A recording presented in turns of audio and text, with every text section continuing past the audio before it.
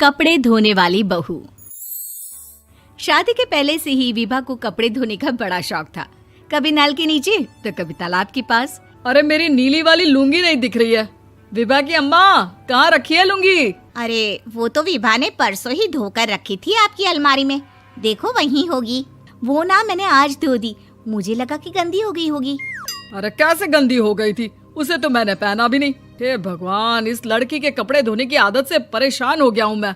जितना तो घर में राशन नहीं आता, उससे कहीं ज्यादा डिटर्जेंट पाउडर का खर्चा है। इसकी शादी करवा दो, शादी जाए अपने घर में ही करे काम, फिर चाहे घर के कपड़े धोने हो या पूरे गांव के। हाँ ठीक बोल रही हूँ, देखता हूँ मैं कोई लड़का। वो दिन भी आ जाता है जब विभा को देखने लड़के वाले आ जाते हैं। लड़की मुझे अच्छी लगी। होने वाली सास कहती है, बेटी अगर कुछ पूछना है तो पूछ लो। वैसे तो हमारी लड़की बहुत ही शर्मीली है, जो बोल दो वो मान लेती है, इसे क्या पूछना होगा। अरे कैसी बात कर रही हो माँ, मुझे इन लोगों के घर रहना है, सवाल तो कई है। हाँ हाँ बेटा, पूछ लो ना, क्या पूछना है। आप लोगों के घर कपड़े कौन धोता है? सास का मुंह बन जाता है। देखो, अगर तुम ये कहना चाहती हो कि तुम्हें कपड़े धोने नहीं आते तो सुन लो, कपड़े मैं ही धोती हूँ, लेकिन तुम्हारे आ जाने के बाद मैं रुमाल तक नहीं धोऊंगी। अरे चुप रहना भाग्यवान, बहू बेचारी घर आई नहीं, उसे डराना शुरू कर दिया। वो क्या है ना बिटिया, अभी तक तो ये कल्लू की माँ ही धोती थी, लेकिन अब तुम्हारे पापा तो दहेज में वॉशिंग मशीन देंगे ही। तभी विभा की माँ बोल पड़ती है, सवाल भी पूछा तो क्या। वैसे भाई साहब, मशीन की तो फिर भी कपड़े धोने की कैपेसिटी होती है। मतलब जो बिटिया दे रहे हैं ना विभा, इसे कपड़े धोने का बहुत शौक है। ये आप लोगों के क्या, आस पड़ोस गांव मोहल्ले सबके कपड़े धो दे और उफ तक ना करे। बाहर देखा नहीं आपने कितने कपड़े सूख रहे हैं? सब हमारी बिटिया ने ही तो धोए हैं। बस भी करो ना माँ, शर्म आ रही इतनी तारीफ सुनकर। और तो और एक दाग निकाल कर दिखाओ तो मान जाऊं। हाँ अच्छा, माफ करना बेटा, मैंने गलत समझा।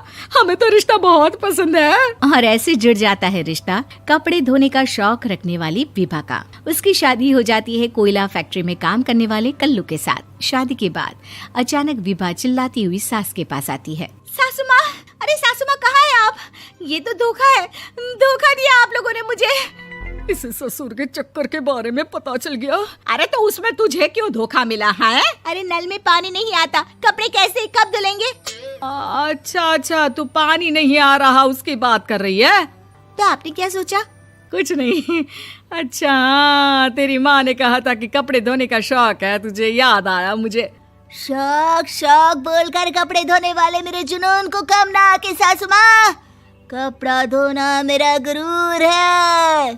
तभी पति भी वहाँ आ जाता है। अभी मैंने इसे सनी देओल की फिल्म दिखाई है, उसी के डायलॉग मार रही है माँ। अच्छा सुन, साफ साफ बता रही हूँ, पानी सुबह 4 से 6 और शाम को 10 से 12 आता है, समझी?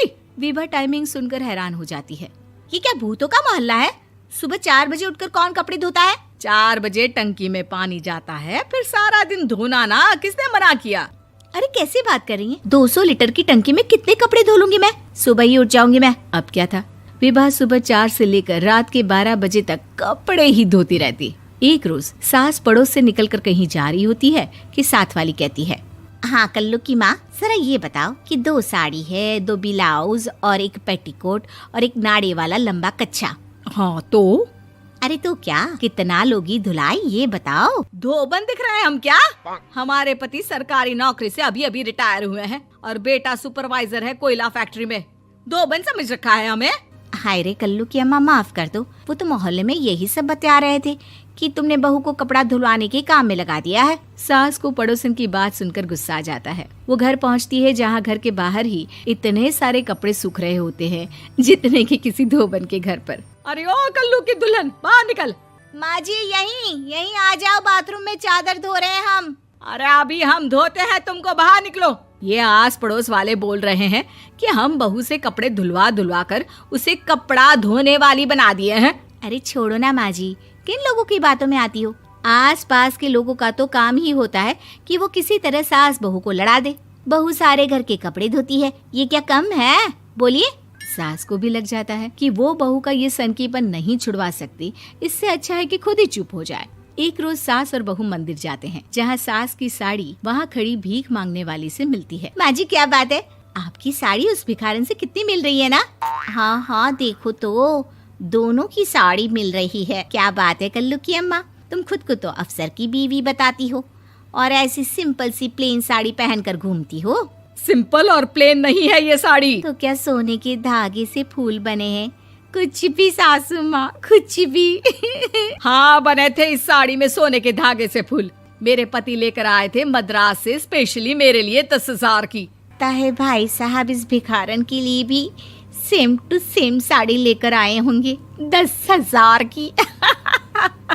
सास उस वक्त तो कुछ नहीं कहती, लेकिन बहू के साथ घर आती है और अलमारी से एल्बम निकाल कर लाती है। ये साड़ी देख रही है, ये वही साड़ी है जिसे मैंने अभी पहना था। इस साड़ी में ये जो चमकदार फूल दिख रहे हैं ना, ये सोने के धागों से काढ़े गए हैं। लेकिन तू लोकल वॉशिंग मशीन ब्रश से घिस घिस कर सारे फूलों को निकाल कर साड़ी प्लेन कर दी। मुझे माफ कर दीजिए सासू माँ। और तो और, जब मैंने तुझे तेरी गलती के लिए कुछ नहीं कहा, लेकिन तूने तो सबके सामने मेरा मजाक ही बना दिया। क्यों? बहू को समझ में आ जाता है कि अब से उसका कपड़े धोना बंद।